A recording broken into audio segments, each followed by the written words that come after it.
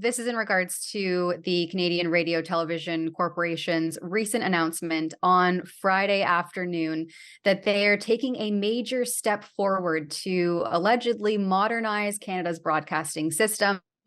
And they say that this happened following broad consultations. They're releasing their first two decisions, including which online streaming services must register with us. So if you want to stream anything online, social media, what have you, you must first register with the Canadian delegated regulator of all things social media and internet. And you know, it's really strange. Well, I guess it's unsurprising that they went ahead and they released this at 2 p.m. on a Friday. A lot of people also were having a federal holiday, either Friday or Monday, thanks to Truth and Reconciliation. I guess we should pay our bureaucrats.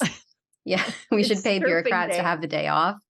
Wherein Justin Trudeau has been seen in previous years heading over to British Columbia on the coast to engage in some quality reconciliation surfing. Tasty waves.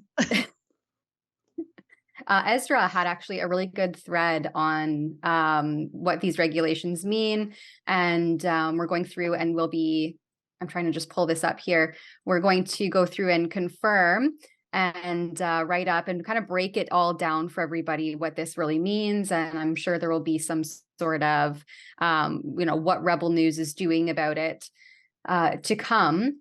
But, first, right off the bat, Ezra says, this is the government's way of hiding things is by announcing them on a Friday afternoon.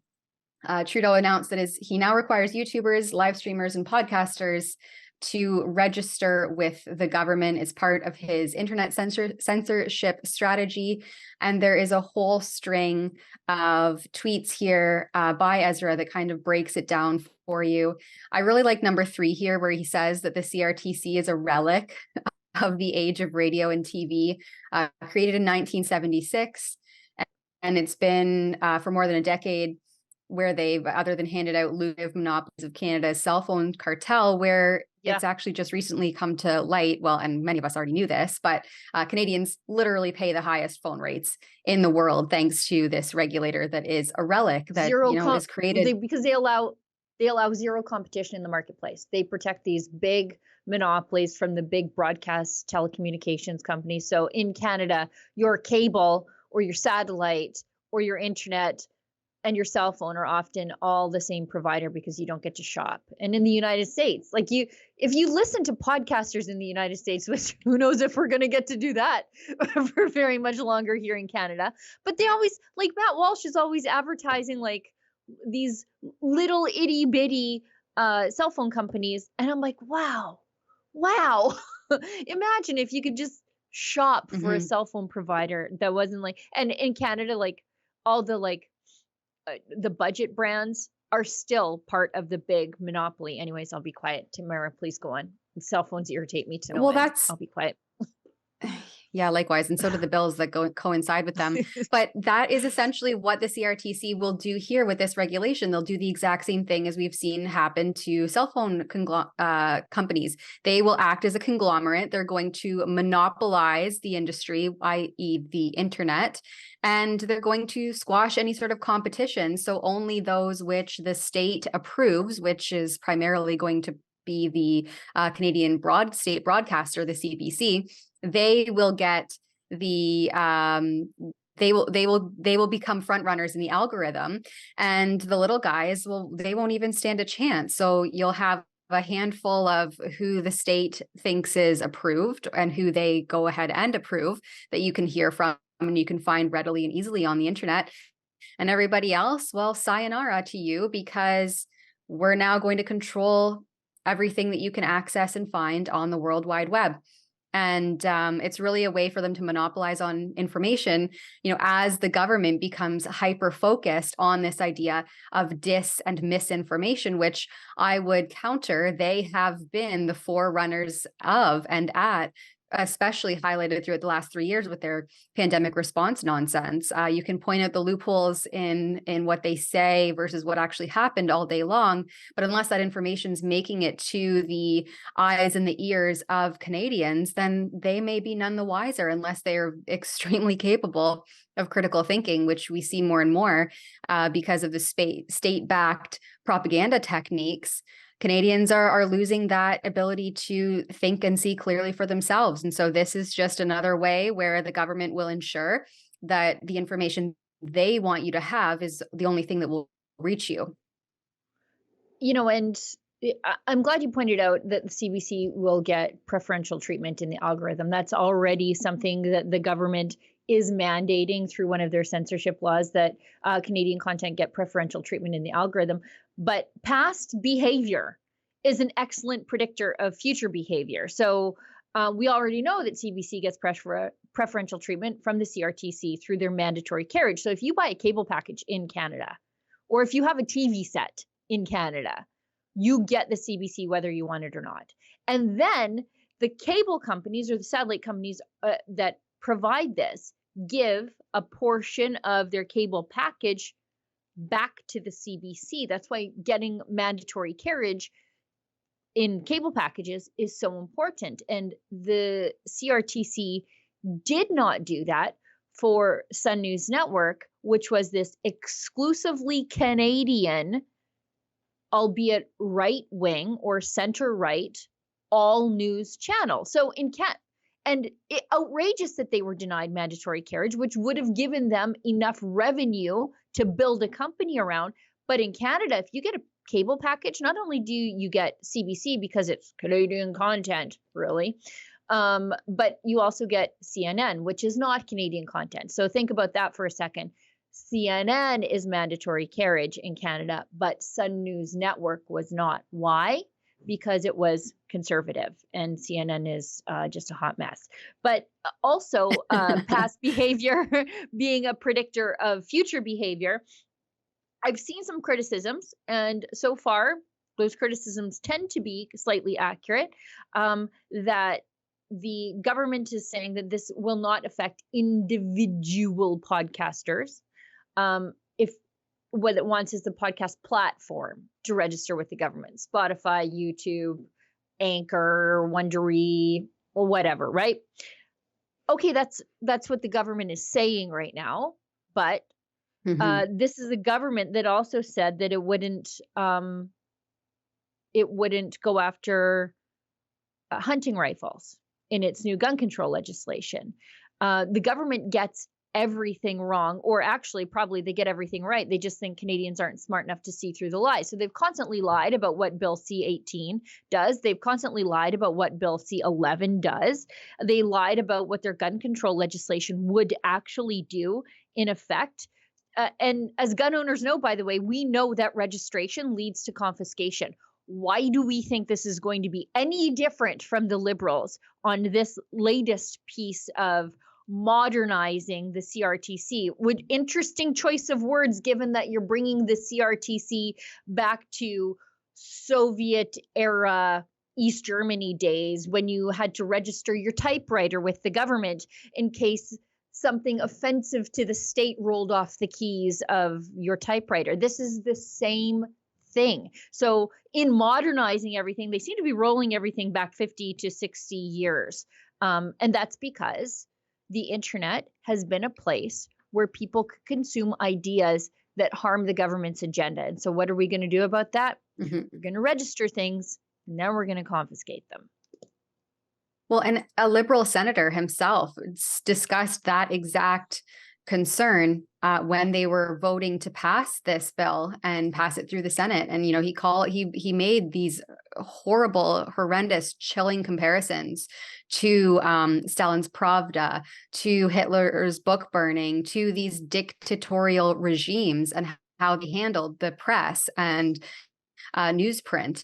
And that all seems to have fallen on deaf ears, at least to the Liberal-led government that is keen on censoring and regulating the internet. And I find it really funny, actually, and strange and sad that the CRTC has said that this followed broad consultations. I put a link here from April of 2023 from lawyer Michael Geist. He's done so much work on this file. If you don't know about him or his blog, you can find it at michaelgeist.ca. But in April, he posted, the headline here is the Canadian Heritage Credibility Gap on Online Harms. So these bills are under the Online Harms Act.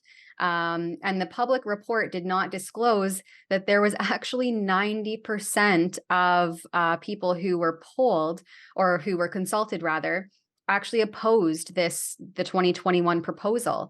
And so he discovered this, and I won't go through the whole article, but essentially he discovered this through access to information documents. This was never disclosed anywhere publicly. He couldn't find it when he was reading through their consultations, where the actual submissions were, what the submissions read, so on and so forth. So he had to file an access to information request to find out. And what he discovered was that 90% of respondents were actually opposed to this kind of legislation. So for the CRTC to come forward and say that they conducted broad consultation and this was somehow agreed upon is just a bold-faced lie. And I guess that lends to the reason why they need to further regulate the internet, because Canadians can see right through it. And unless we have someone who's being critical, who's speaking that truth to power, who's providing tangible evidence and or questions to the government, whatever their flavor of the day may be, then they just have to believe what the government says verbatim. And I was just digging down on like what Canadian content might get an exception from the Online Streaming Act here. And it's Pornhub. Pornhub, backed by MindGeek, which is a Montreal-based company implicated in sex trafficking, child pornography. Shoot, we're gonna get nuked on YouTube if I continue to talk about this. But implicated in all manner of sex-related crimes. It sounds like it might get a carve out of C11 because it's not Canadian cultural content that the government is expected to protect. So they might just, because they're an online streaming platform, they might get an exemption from this. So Canadian news, you can't get access to Canadian news right now as a reflex to the government's attempts to extort social media platforms for payment if you share Canadian news, which is like making the newspaper boy pay you for delivering your newspaper. But anyway, it sounds like the big porn industry, the big sex trafficking industries are going to get a carve out of this. So that should tell you where the Liberal government's mind is at on this. Mm-hmm. It's a racket at the end of the day, what they're trying to do here to siphon fees from social media, and the social media platforms like Meta, which is Facebook and Instagram, and a little bit Google, have decided to just proactively and preemptively abide by this Online Harms Act and are not sharing news on their platforms from Canada on their platforms anymore. And because their business models stand to lose a lot of revenue based on this, what I would call a racket. We have another funny tweet to share. Yes, please. Let's do that. This is the fight I've been waiting for. Yeah.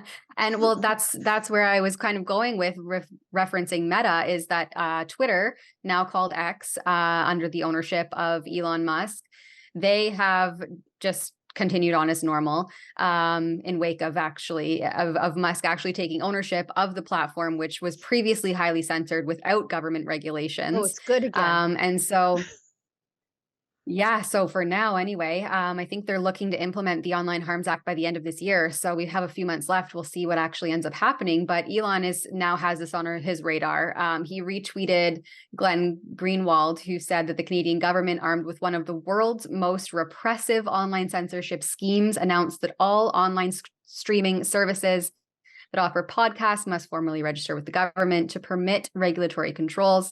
And to which Musk reposted, it's going to be hard to break out of that retweeting language, but anyway, Yes.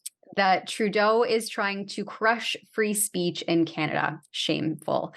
And I don't know. I mean, I really wonder if Musk has any legal action up his sleeve. Shall the Trudeau regime decide to target Twitter, X, whatever it should formally be known as now? As I said, this is the battle I've been waiting for. So with regard to Facebook and Meta, they went around Justin Trudeau's shakedown of social media companies, wherein the social media companies would have to pay the producer of the news for sharing the news. Again, Facebook acts as a free distributor for your content. You should probably be paying them for sharing your content, but you don't, because they get the information about the consumer so that they can sell them ads. It's been a system that's worked pretty well for a very long time. And of course, Justin Trudeau comes along and puts his hand right into the middle of it because he wants a piece so that he can give it to his enablers in the mainstream media to continue on with their failed business model. So Facebook and Meta said, actually, you know what? So we don't have to pay you. We are not allowing any sharing of Canadian news. This is how it's going to be, because we're not going to participate in the shakedown. Now Justin Trudeau is on a collision course with Twitter, or whatever it is called now, X, and Elon Musk, and I cannot wait for this fight, because instead of just doing the passive aggressive thing that Facebook and Instagram just did, we're gonna, I think, end up in a major legal battle. Hey folks, that was a clip from the daily live stream I co-hosted Monday to Thursday from 1 p.m. to 2 p.m. Eastern Standard Time. The Alberta team takes over on Friday. Please tune in. And by the way, we want to hear your 2 cents worth. If you're able to make a minimal $5 donation, we will read your chat on the air live. Thank you. Justin Trudeau's new censorship law, Bill C-18. It's a shakedown and a desperate attempt to keep the mainstream media afloat. Many have already lost their ability to access our Facebook and Instagram pages. The blackout will soon affect every user in Canada. We've partnered with Private Internet Access, a VPN provider dedicated to safeguarding digital privacy. For just $2 a month, you can maintain your access to our content across all your devices at piavpn.com/rebelnews.